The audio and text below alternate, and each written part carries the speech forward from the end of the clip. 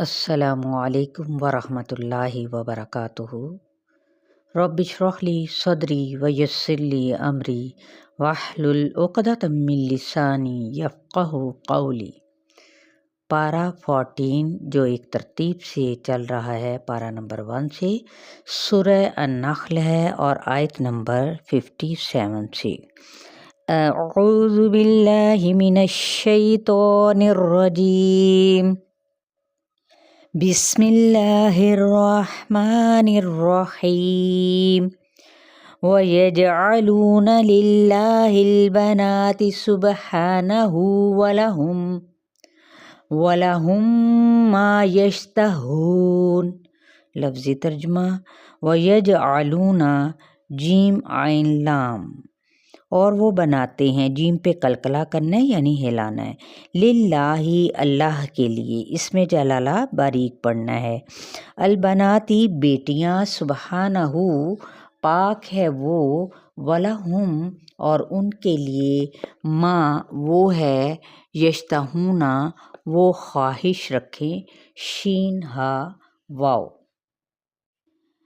عربوں کے کچھ قبیلے خزاعہ اور کنانہ سمجھتے تھے کہ فرشتے اللہ کی بیٹیاں ہیں۔ یہاں عربوں کی ناانصافی پر تنقید ہو رہی ہے کہ اپنے لیے تو بیٹیاں ناپسند کرتے ہو اور پھر انہیں مار بھی دیتے ہو، جبکہ بیٹے رکھ لیتے ہو، اور اللہ کا تو کوئی نہ ہی بیٹا ہے اور نہ ہی بیٹی۔ وَإِذَا بُشِّرَ أَحَدُهُم بِالْأُنثَىٰ ظَلَّ وَجْهُهُ مُسْوَدًّا وَهُوَ كَظِيمٌ۔ وَإِذَا اور جب، بُشِّرَ خوشخبری دی جاتی ہے، أَحَدُهُم ان میں سے ایک کو، بِالْأُنثَىٰ لڑکی کی۔ اب میم ساکن کے بعد با آ رہا ہے، یہاں پہ اخفائے شفوی، ہم بل اس طریقے سے پڑھا جائے گا، نون پہ اخفا، تا پہ کھڑا زبر ایک الف کے برابر کھینچ لیں۔ ذولا ذا پر کرنا ہے، ہو جاتا ہے، وجہہ جیم پہ قلقلہ کیجیے گا، اور ہو پہ الٹا پیش ہے تو اس کو ایک الف کے برابر کھینچا جائے گا۔ معنی کیا ہے اس کا؟ چہرہ۔ مسودن سین واو دال سیاہ، وہوا اور وہ، کظیم ذا پر پڑھنا ہے اور ساتھ ہی یہ یائے مدہ کا قاعدہ ہے، کاف ذا میم، اور وہ غم کے گھونٹ پیتا ہے۔ یہ قوم سے چھپتے تھے جب کوئی ان کا داماد بن جائے۔ تو یہ یہاں پر سائت میں عربوں کے ظالمانہ رویے کی بات ہو رہی ہے۔ افسوس آج بھی بیٹیوں کے ساتھ یہی سلوک کیا جاتا ہے۔ یتوارا من القوم من سوء ما بشر به ایمسکہ علی ہون ام یدسہ فی التراب الا ساء ما یحکمون۔ یتوارا وا پہ الف مدہ، را پہ بھی کھڑا زبر ہے تو یہ بھی الف مدہ کا قائم مقام ہی ہے۔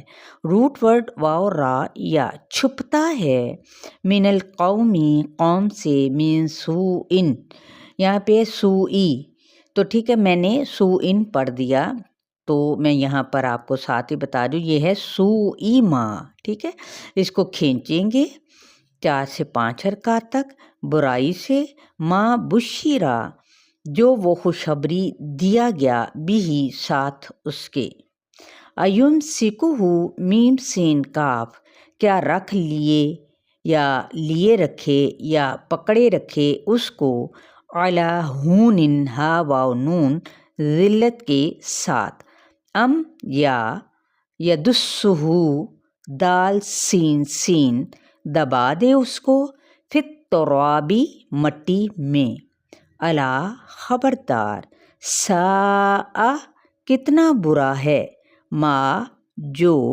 یحکمون وہ فیصلہ کر رہے ہیں۔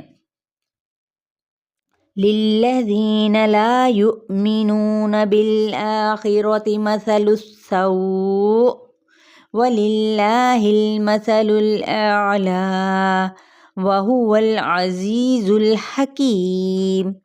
للذین ان لوگوں کے لیے لا نہیں یؤمنون جو ایمان رکھتے بالآخرتی آخرت پر مثال ہے السوء بری وللہ اور اللہ کے لیے المثل مثال ہے الاعلی اعلیٰ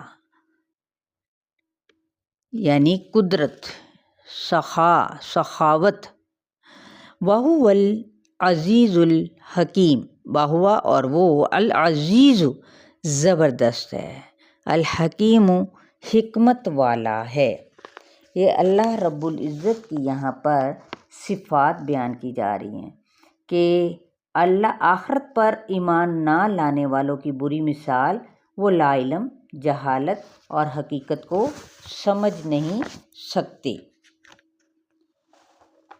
جبکہ اللہ کی صفات مخلوق کے مقابلے میں اعلیٰ ترین ہیں، یعنی قدرت، جود و سخا، خالق ہونا، رزاق ہونا یعنی رازق ہونا، یہ صفات بندوں میں نہیں۔ بندوں کا حال یہ ہے کہ اگر علم ہے تو لا علم، قدرت ہے تو محدود، جود و سخا کا حال دیکھیں تو ساتھ میں بخل، بنانے کے کچھ لائق نہیں، خالق ہو نہیں سکتا، اور جو آخرت کو نہیں مانتے ان کی سمجھ گئی گزری ہے۔ یہ بھی دراصل شرک کی تردید کی کیا ہے یہاں پر بات ہو رہی ہے۔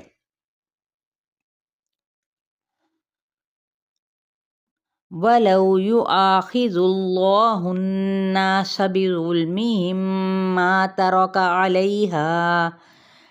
ترك عليها من دابة ولكن يؤخرهم إلى أجل مسمى فإذا جاء أجلهم لا يستأخرون ساعة ولا يستقدمون۔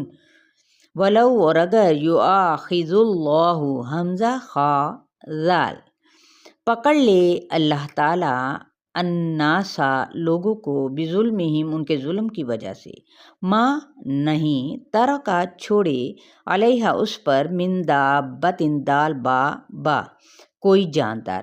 اب آپ نے یہاں پر 6 حرکات لازمی کھینچنا ہے کیونکہ آگے سبب مد کیا ہے تشدید موجود ہے۔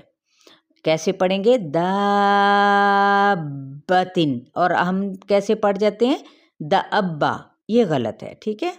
ولیکن لیکن یؤخرہم حمزہ خورا وہ مہلت دے رہا ہے ان کو الا تک اجل مسمى ایک مقرر وقت تک، فاذا پھر جب آ جائے گا اجلہم ان کا وقت مقرر لا نہیں یستأخرون حمزہ خورا تاخیر کر سکیں گے ساعتن ایک گھڑی ولا اور نہ یستقدمون قوف دال میم آگے بڑھ سکیں گے۔